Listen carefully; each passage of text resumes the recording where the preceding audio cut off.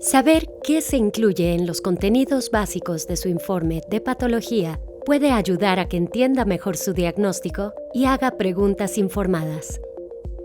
Este informe contiene información que describe su diagnóstico.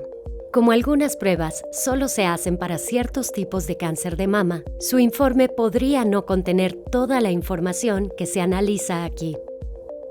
El diagnóstico final del patólogo es la parte más importante del informe. Podría incluir información sobre el tumor, como el estado de los receptores hormonales, el estado de HER2, el tamaño, el tipo y el grado.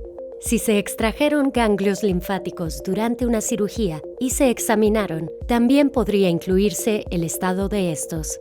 Esta información podría agruparse o separarse en distintas secciones del informe. El informe de patología dirá si el tumor es no invasivo o invasivo. Esto le indica si el cáncer está contenido en la mama o si se ha propagado desde su sitio original. El informe también detallará el tamaño del tumor, usualmente en centímetros o milímetros. También puede describir el grado tumoral, que suele clasificarse como grado 1, 2 o 3.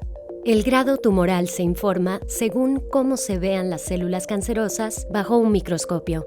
Las células tumorales de grado 1 son las que más se ven como el tejido normal y suelen crecer lentamente.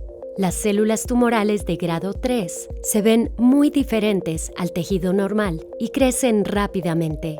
Las de grado 2 se encuentran entre ambas. En general, un grado tumoral menor conlleva un mejor pronóstico. Cuando se extrae el cáncer de mama por cirugía, durante una biopsia quirúrgica, una lumpectomía o una mastectomía, el cirujano extrae el área anormal, así como un pequeño borde de tejido mamario normal que lo rodea. Este borde se llama margen. El estado del margen ayuda a mostrar si se extrajo todo el cáncer. Un margen negativo significa que no se ven células cancerosas en el borde de este tejido y, en la mayoría de los casos, no se necesita más cirugía.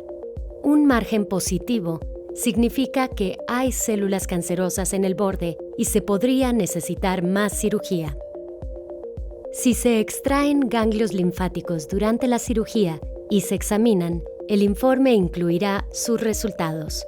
Ganglio linfático negativo significa que no se encontró cáncer en los ganglios linfáticos. Ganglio linfático positivo significa que los ganglios linfáticos sí contienen células cancerosas. Es posible que no se incluya la etapa de su cáncer de mama en el informe de patología, porque la estadificación se basa en los resultados de la biopsia junto con los resultados de otras pruebas, que podrían no estar disponibles cuando se prepara el informe. El informe de patología también incluirá una sección de información del paciente con datos básicos de identificación, entre ellos su nombre, número de registro médico, fecha de nacimiento, edad, sexo, fecha de la biopsia y nombre del doctor que solicitó el informe. Es recomendable que compruebe esta información para asegurarse de tener el informe correcto.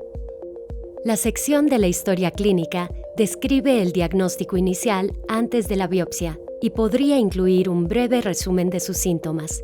Esta sección también puede denominarse información clínica, diagnóstico clínico o diagnóstico preoperatorio. El informe también da cuenta de la ubicación del tumor. Si ha tenido cáncer de mama en el pasado, el patólogo podría revisar este tejido para determinar si es una recurrencia de un tumor anterior o un cáncer de mama completamente nuevo. La información del espécimen muestra de qué parte de la mama se extrajo el tejido. Podría decir mama izquierda o derecha o dar información más detallada. Esta sección también incluye la fecha en que el laboratorio de patología recibió el tejido. La descripción del procedimiento indica el tipo de biopsia que se realizó para extraer la muestra de tejido y los ganglios linfáticos si se extrajeron. Dirá si fue una biopsia con aguja o quirúrgica y si para los ganglios linfáticos, se realizó una biopsia de ganglios centinela o una disección axilar. La descripción macroscópica registra las medidas y describe cómo se ve el tejido a simple vista antes de observarlo bajo un microscopio. Puede incluir detalles como el tamaño, el peso, el color, la textura y otras características visuales. Si hay varias muestras, cada una tiene su propia sección de descripción macroscópica con su número de referencia correspondiente para evitar confusiones.